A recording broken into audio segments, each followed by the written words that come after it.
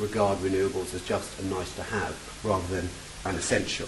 Looking at labour, well, the Labour, as we heard from John Prescott this week, as we heard from David Miliband previously in the year, are increasingly prepared to tackle, to challenge NIMBYs, even if the legislation that has been passed, the Planning Act, actually hasn't done anything very much to tackle decisions at a local government level.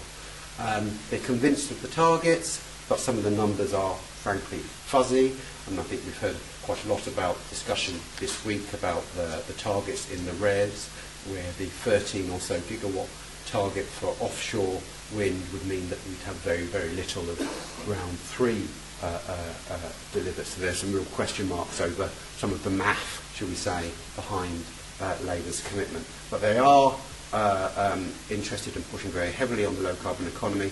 Nonetheless, I think that's also tempered by fears of affordability. But underlying all of their talk and their commitment on renewables is a nagging fear that actually what they're really committed to is a big expansion with the new generation of nuclear. And again, there is a worry that rather than looking at energy diversification and a balanced energy economy, when push comes to shove, it's nuclear that they love, and it's nuclear that they will look to advance. When it comes to the Lib Dems, well, there's a very long history of commitment to renewables, a strong opposition to nuclear, but like the Tories, I think that they really struggle with the idea of localism. Again, it's a party dominated by local councillors.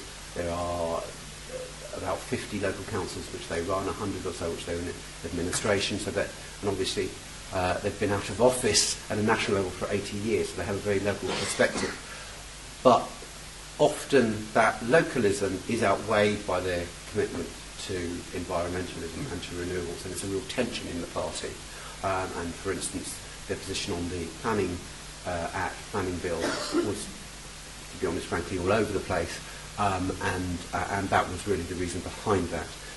Also, one of the striking things about the Lib Dems is they're often more optimistic than industry is in terms of what was achievable. And for instance, we heard Simon Hughes, who spoke this morning, say that they wanted to see a minimum of 33 gigawatts offshore, which, that's quite a lot. And I think there will be question marks over whether the industry believes all of that is deliverable by 2020. And also, in terms of that optimism, that often leaves them open to be captured, if you like, by the NGO lobby. So when it came to the feed-in tariff debate, certainly BWA felt that the Lib Dem line was not open to a very intent listening mode to what the bulk of the industry is saying on that issue.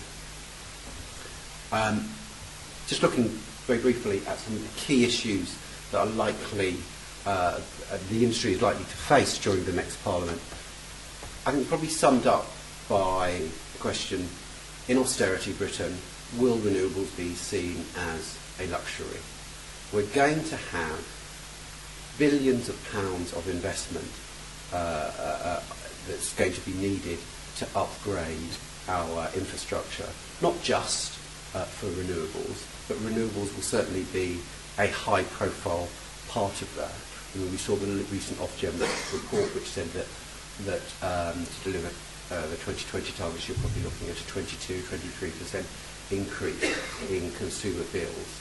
Is that something that a government which is cutting spending and tightening belts is going to be prepared to do, or are they going to see that as an uncomfortable and unnecessary luxury and political risk? And I think that is going to be the big question that's going to be underlying all of the decisions that the government needs to take. Also, one of the trends which we're seeing now, and which we just don't know whether it will be played out further, is that wind is becoming a totemic bogeyman for many people on the right in the way that nuclear energy has become on the left. And it's not yet clear whether that trend is going to continue, whether there are ways that we as an industry can challenge that trend. But perhaps one of the issues, and this is something which was certainly a strong theme in what politicians were saying to me at all of the party conferences I attended, and that Jennifer attended the Plaid Cymru, I attended the SNP as well as the main three.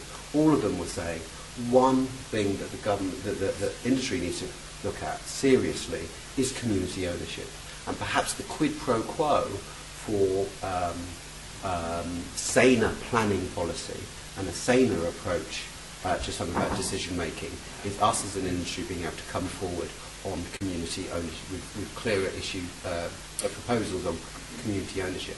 And I suspect that there will be much more detailed and much more high profile pressure on that in the next Parliament. On the exhibition floor, the BWEA's chairman was vigorously drumming up support for a European supergrid.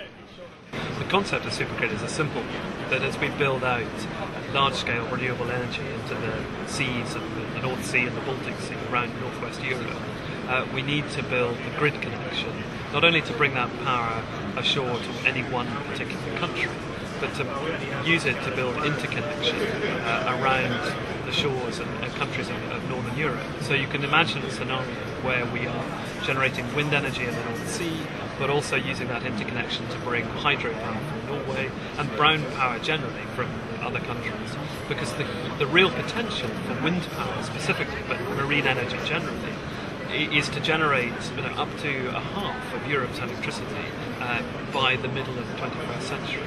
And to get there, we need enhanced interconnection, and that is what the supergrid is. Explain at the moment, of course, the grid is far from joined up in that kind of way, and it will obviously involve a huge investment. Well, the investment piece is one that we understand, because in any country there is a regulator who talks with the grid companies and allows them a certain regulated rate of return for their investments in grid infrastructure, onshore grid principally. And so we would be applying that model. There would be a slightly higher tariff to incentivise people to get out and build offshore.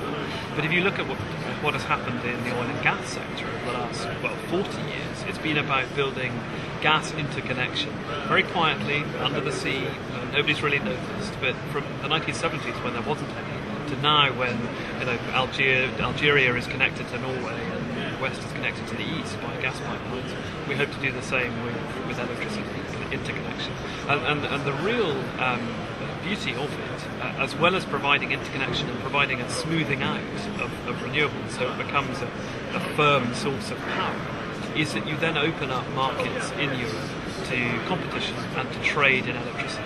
And what we want to achieve at the end of all of it is not only very reliable, very sustainable, very clean electricity, but cheaper electricity for consumers across Europe. And that has to be the ultimate goal.